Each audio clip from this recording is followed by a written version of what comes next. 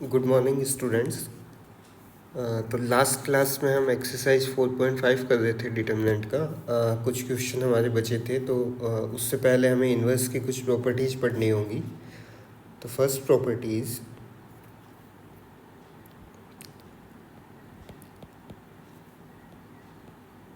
Inverse of matrix A into B into C is equals to C inverse B inverse multiplied by A inverse.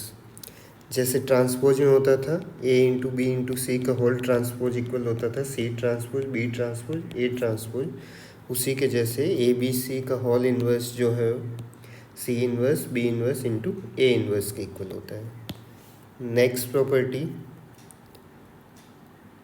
Determinant of A inverse is equals to 1 upon determinant of A. इसका अगर proof देखना हो तो since A into A inverse क्या होता है, identity matrix.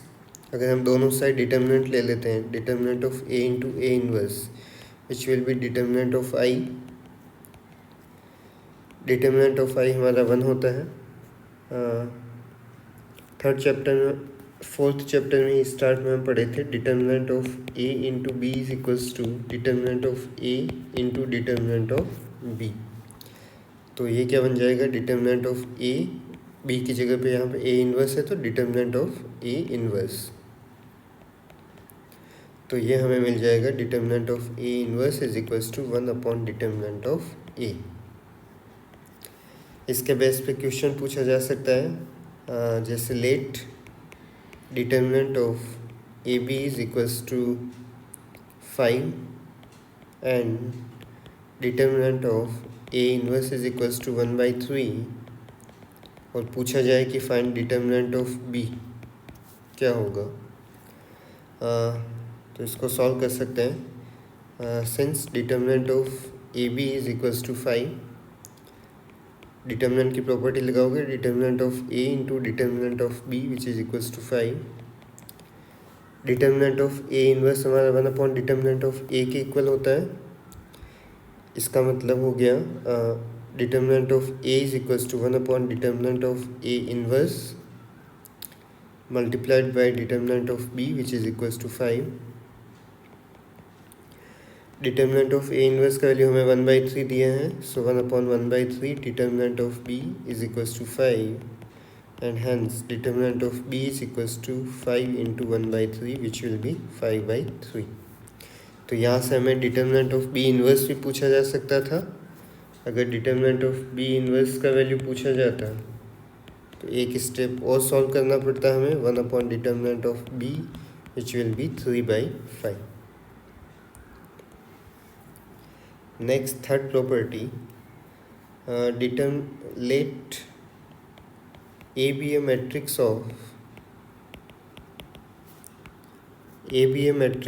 order n, then determinant of adjoint of A is equals to determinant of A to the power n minus 1. Determinant of adjoint of A is equals to determinant of A to the power n minus 1.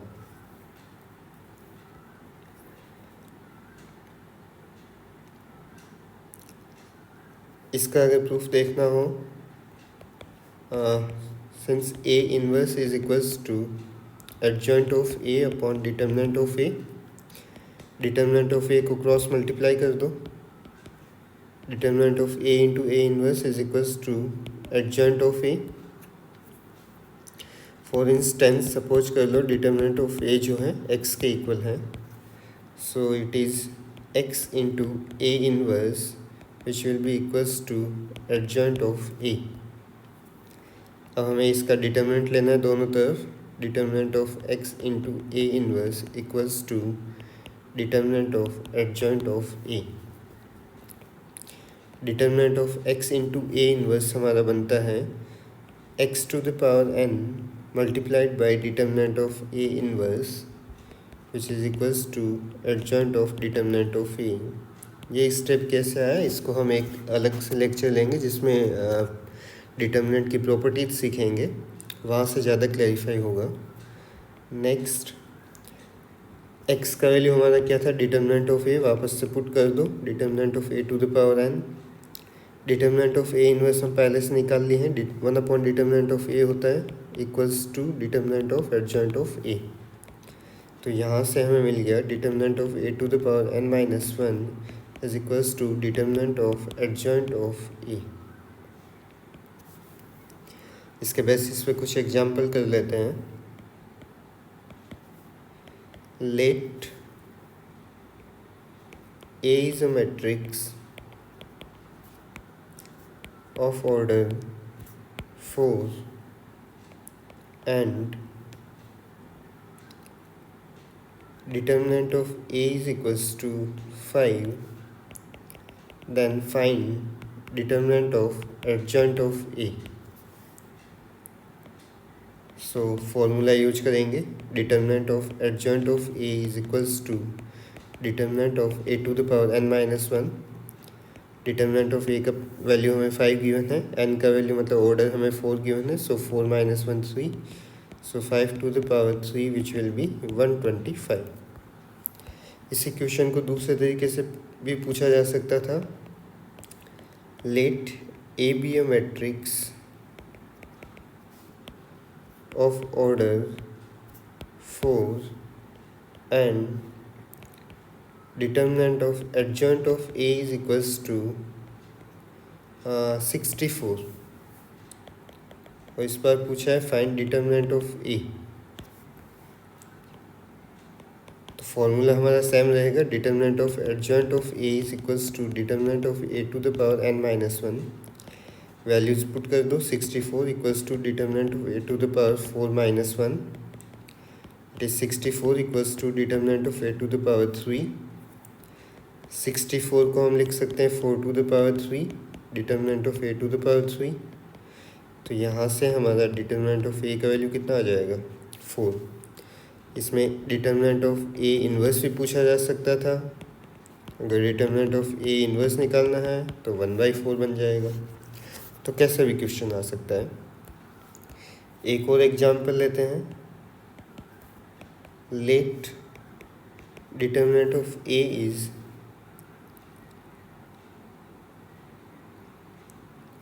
9, determinant of adjoint of A is 81, लिखा है find order of matrix A. So since determinant of adjoint of A is equals to determinant of A to the power n minus 1, values put करोगे, इधर 81 है, यहाँ पर है 9 to the power n minus 1। 81 को लिख सकते हैं 9 square which is equals to 9 to the power n minus 1। So 2 is equals to n minus 1 and hence n is equals to 2 plus 1 which will be 3। So हमारे matrix का order कितना आ गया, 3। तो कैसा भी क्वेश्चन पूछा जा सकता है इससे रिलेटेड। एक और एग्जाम्पल देखते हैं। Let A be a matrix of order 4, determinant of adjoint of A is equals to 625 and determinant of A B inverse is equals to 13, find determinant of B. हमें पूछा है डिटर्मिनेंट ऑफ बी का value बताओ, ठीक है। So solution,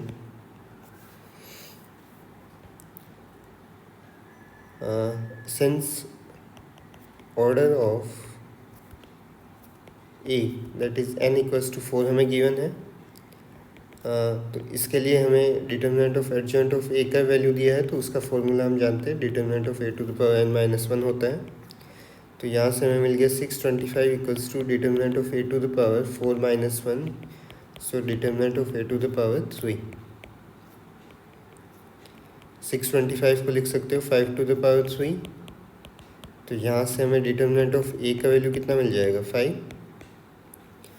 अगर determinant of ए का value तुम्हारे पास में 5 है अब हमें एक और इक्वेशन दे रखी है, determinant of A B inverse is equals to 13। So यहाँ फिर से डिटर्मिनेंट की प्रॉपर्टी लगाओ, determinant of two matrix is equals to multiplication of their determinants, determinant of A into determinant of B। तो यहाँ B की जगह पे B इनवर्स है, so it will be determinant of A, determinant of B inverse which will be 13, determinant of A का value हमें 5 दिया है, so 5 into determinant of B inverse which is 13, and hence determinant of B inverse is equals to 13 by 5, so determinant of B is equals to 5 by 13। तो दो formula हैं, इनके base पे question पूछा जा सकता है।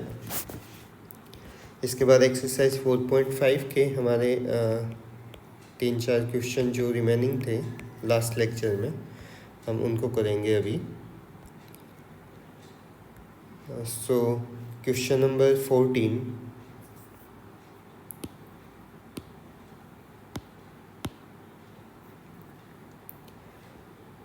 क्वेश्चन नंबर 14 है हमारे पास में। एक मैट्रिक्स दिया है 2x2 ऑर्डर का, 3 2 1 1 and given a square plus small a into matrix A plus small b into I is equals to 0 matrix, और हमें क्या है, find the numbers a and b। ठीक है, तो इसको सॉल्व करो। Since a square plus a into A plus B I is equals to 0 matrix, सबका वैल्यू पुट कर दो। a square so 3 1 2 1 multiplied by 3 2 1 1 plus scalar a multiplied by whole matrix 3 2 1 1 plus b multiplied by identity matrix of order 2 that is equals to 0 matrix. So it will be 3 3 जा 9 plus 2 11, 3 2 जा 6 plus 2 8, 3 plus 1 4 and 2 plus 1 3, plus a will be multiplied by each element, so it will be 3a 2a a and b will be multiplied with identity, so b 0 0 b is equals to 0 matrix. Left side को solve करोगे, so 11 plus 3a plus b, 8 plus 2a, 4 plus a and last element will be 3 plus a plus b is equals to 0 0 0 0। क्योंकि यहाँ पे दो matrix equal के sign के साथ में, सो इक्वल मैट्रिक्सेस हैं, सो करस्पॉन्डिंग एलिमेंट्स को हम इक्वल रख सकते हैं यहाँ पे। सो मैं सेकेंड रो फर्स्ट कॉलम का जो एलिमेंट है 4 प्लस ए, इनको इक्वल रख रहा हूँ, तो यहाँ से मुझे ए का वैल्यू कितना मिल जाएगा, -4। उसके बाद में मैं फर्स्ट रो फर्स्ट कॉलम का जो एलिमेंट है वो दोनों आपस में इक्वल रख रहा हूँ, corresponding element. So 11 plus 3a plus b is equals to 0, hence 11 plus 3 into -4 plus b is equals to 0, so 11 minus 12 plus b equals to 0, so -1 plus b equals to 0 and hence b is equals to 1। तो a का value हमारे पास -4 आ गया और b का value +1। चाहे कोई भी दो एलिमेंट को रखते इक्वल तब भी यही आता, अगर इस इक्वेशन को 0 के इक्वल रखते तब भी b का वैल्यू हमें 1 ही मिलने वाला था। इसके अलावा 4.5 का हमारा क्वेश्चन बचा है, question number 17। So 17 question is let A be a non singular square matrix of order 3। इसका मतलब ऑर्डर दिया है तुम्हें 3 क्रॉस 3, नॉन सिंगुलर मैट्रिक्स है, so determinant of A is not equals to 0 and A inverse exist. Next हमें दिया the determinant of adjoint of A is equals to, ये हमें पूछा है। So it will be determinant of a to the power n minus 1, so determinant of a to the power 3 minus 1 which will be determinant of a whole square. So option B will be correct. Next question number 18, 18 में का if A is an invertible matrix of order 2, invertible का मतलब क्या हो गया, ए inverse exist या फिर determinant of A not equals to 0, and पूछा है हमें determinant of A inverse which will be determinant of A, so option B will be correct. तो नेक्स्ट क्लास में हम पढ़ने वाले हैं सिस्टम ऑफ लीनियर इक्वेशन, जिसको हम डिटर्मिनेंट का यूज करके सॉल्व करने वाले हैं। Thank you.